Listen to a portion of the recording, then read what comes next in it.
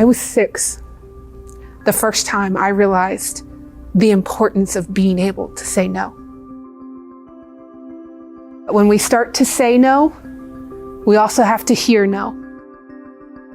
I want to clarify something that we've all been told our entire lives and probably our entire careers. You can have it all if you just work a little harder.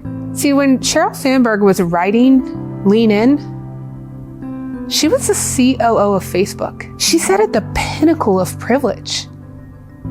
She could have it all because she had all the resources. So if leaning in isn't gonna get you that corner office, how do you get there? I set out to answer that question. I really wanted to know. I researched the ways in which we could establish healthy boundaries inside of corporations. I found something really surprising through that process. Every time I spoke to a woman that sat in a corner office, she was really fucking comfortable with saying the word no. Let me share with you the first time I can remember the importance of no. I was 6 years old and I was sitting with my older sister. We were watching cartoons on a Saturday morning, but it was a hospital bed because my sister was chronically ill. In the middle of our episode of Looney Tunes, a very somber man walked in a white coat. He pulled down the sheet. He lifted up my sister's hospital gown and he proceeded with a physical exam. She was immobilized with anger, and that all came from a place of wanting to say no, but feeling like she couldn't. When one of my first professional mentors said, "Megan, you want to be known as the girl that always says yes." Let's reframe that in the context of today's society. Within a corporate environment, a senior manager pulls aside a 25-year-old woman and tells her she wants to be known as the girl that never says no. That was how I started in corporate America. You say yes, you don't say no. I wasn't setting my own boundaries. My team is self-selecting what they want to work on based on a structure of yes and no. And they know whatever they don't want to work on, if it's unanimous that no one wants to work on this project, it's going to fall to me. That's my role in leading this team. When I told my colleagues I was going to do this, every single one of them said, "Megan, you're just going to end up with all the work."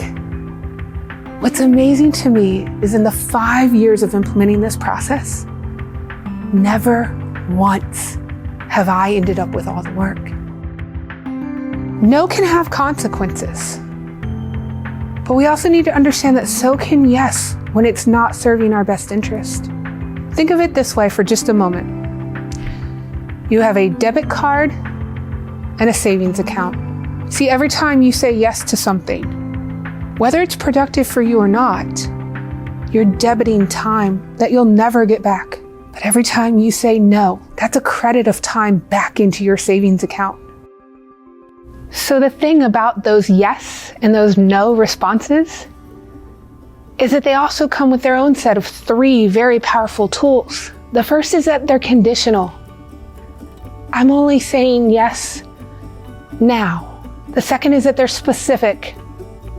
I'm saying yes to this thing at this time, at this place for exactly this long. The last is that they're flexible. I can change my mind just because I want to, and you can change yours. See, those 3 things, conditional, specific, flexible, that's what gives any yes, and more so any no, all of its power. So as you're practicing this concept, this theory, this practice of saying no, and evaluating your time based on credits and debits, and moving towards what gets you to your goal, build your army. Who are your 15 women? How many years of experience do they bring to the table? Because I can promise you this, not a single one of us gets there alone. We never have, we never will. And that's not what's important. What's important is that we get there together, that we build our armies, and that we take care of each other, And in the end, when we succeed together.